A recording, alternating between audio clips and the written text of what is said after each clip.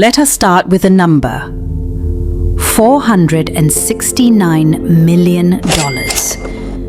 Because that number is the beginning of every conversation about Lucy 2. And it is simultaneously the reason this sequel should already exist, and the reason it almost certainly never will. Not because of money, not because of creative disinterest, but because in 2014, Luc Besson wrote himself into what may be the most elegant creative trap in the history of modern cinema. And 12 years later, he is still inside it, trying to find the door. Here is what happened.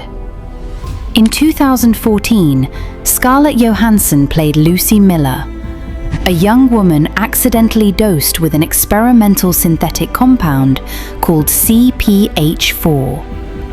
And over the course of 90 minutes, she used progressively more of her brain capacity, 10%, 20%, 40, 60, 80.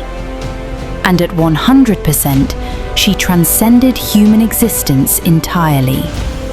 She became the sum of all human knowledge. She became every moment in time simultaneously. She became the universe itself, looking at itself. She left Morgan Freeman a USB drive, said, "I am everywhere," and dissolved into the fabric of reality, never to be physically seen again. And then the credits rolled. And the entire audience sat there thinking the same thing. What happens in Chapter 2? Besson has spent 12 years trying to answer that question. And here is the truth that nobody says clearly enough. It is not that he does not want to answer it. It is that the question may be genuinely unanswerable using the conventional logic of sequel storytelling. You cannot put God in a second act. You cannot give a character who is literally omnipresent and omniscient a dramatic problem to solve. You cannot create stakes for someone who already knows every possible outcome of every possible situation. Lucy became a perfect being, and perfect beings make terrible sequel protagonists. But here is what is genuinely extraordinary about this development story. The failure to make the sequel is not from lack of trying. In 2015, EuropaCorp's chief executive stood in front of journalists and announced that Luc Besson had already written a sequel script. 7 days later, Besson went on Facebook, personally, not through a publicist, and posted a statement so emphatic it became its own entertainment story. He had not written a sequel script. He had not been approached about one. He was not planning one. Not yesterday, not tomorrow, not ever. He said these words publicly and meant every single one of them. And then, approximately 8 months later, he was giving an interview where he admitted he was thinking about it. That is not contradiction. That is a man wrestling with a creative problem that will not leave him alone, regardless of how emphatically he declares it impossible. Then, in 2022, something happened that gave the entire fan community genuine hope. EuropaCorp announced a television series titled Professor Norman, centered on Morgan Freeman's character, the neuroscientist who received Lucy's USB drive and is presumably the only human being on Earth who understands what is actually on it.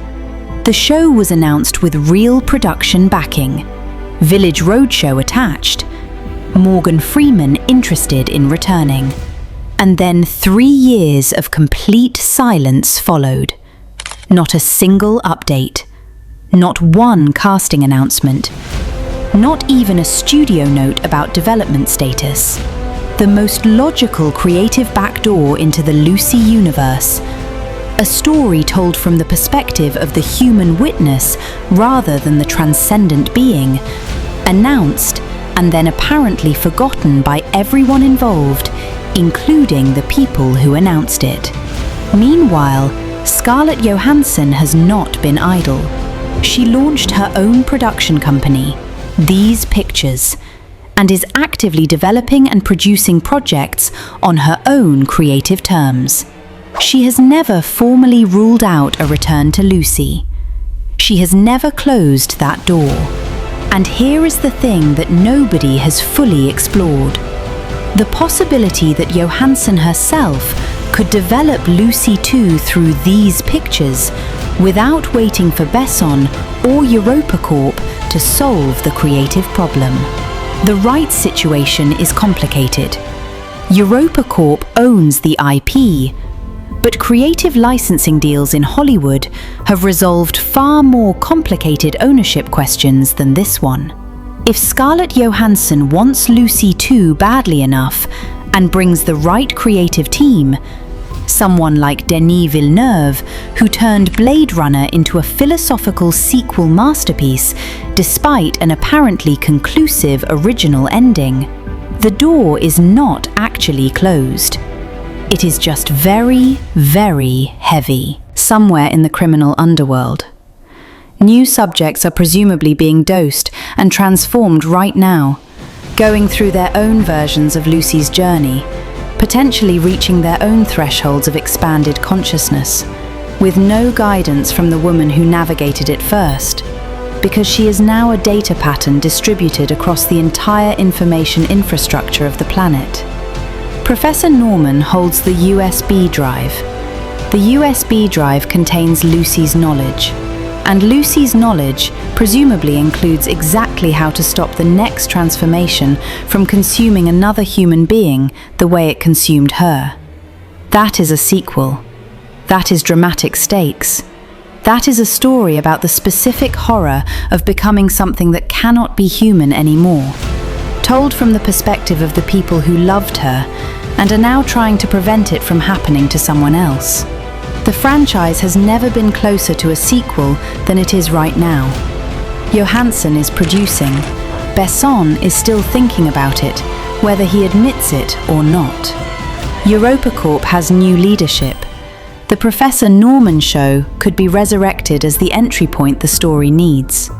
And fan concept trailers continue accumulating hundreds of thousands of views, keeping the cultural conversation alive in the absence of any official development. The audience telling Hollywood what Hollywood is too afraid to hear. $469 million, 12 years of waiting, one unanswerable creative question, and somewhere in Lucy's USB drive, the answer that nobody has been brave enough to open yet.